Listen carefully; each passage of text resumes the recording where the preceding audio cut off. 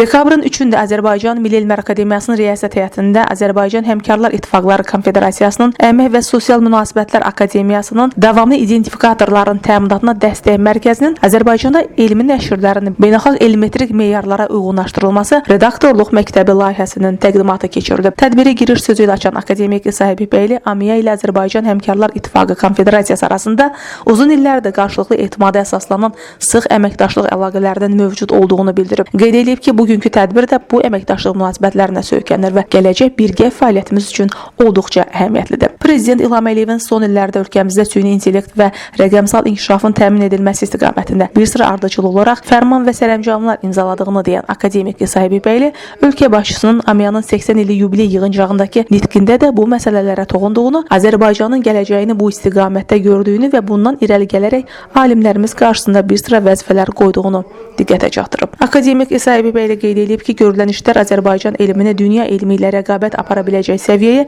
yüksəltmək məqsədi daşıyır və süni intellekt, rəqəmsal texnologiyaların inkişafı istiqamətində proses bundan sonra da davam edəcək. Sonra Azərbaycan Həmkarlar İttifaqları Konfederasiyası sədrinin müavini Musa Mirzəyev çıxış edərək Azərbaycan Həmkarlar İttifaq Konfederasiyası sədri adından tədbir iştirakçılarını salamlayıb. O qeyd edib ki, Azərbaycan alimləri tarixən öz ixtiraları, elmi yenilikləri ilə dövlətimizin inkişafına töhfələrini veriblər və bugün də Azərbaycan elmini beynəlxalq arenada layiqincə təmsil edirlər. Sonra Əmək və Sosial Münasibətlər Akademiyasının beynəlxalq əlaqələr üzrə prorektoru Xəyalə Məmmədova Azərbaycanda elmi nəşrlərin beynəlxalq elmetrik meyarlara uyğunlaşdırılması redaktorluq məktəbi layihəsini təqdim edib. Bildirib ki, layihə ölkəmizdə elmi nəşrlərin keyfiyyətinin artırılması və elmi nəşrlərin beynəlxalq standartlara uyğun identifikasiya ilə təmini baxımından olduqca önəmlidir. Sonda AMİA-nın vitse-prezidenti akademik Rasim Əliquliyev, AMİA Riyasət Heyəti aparatının Rəqəmsal Akademiya, Süni İntellekt və Elektron Xidmətlər şöbəsinin müdiri, Riyaziyyat üzrə fəlsəfə doktoru dosent Fariz İmranov çıxış edərək süni intellekt və rəqəmsal inkişaf istiqamətində görülən işlər, eləcə də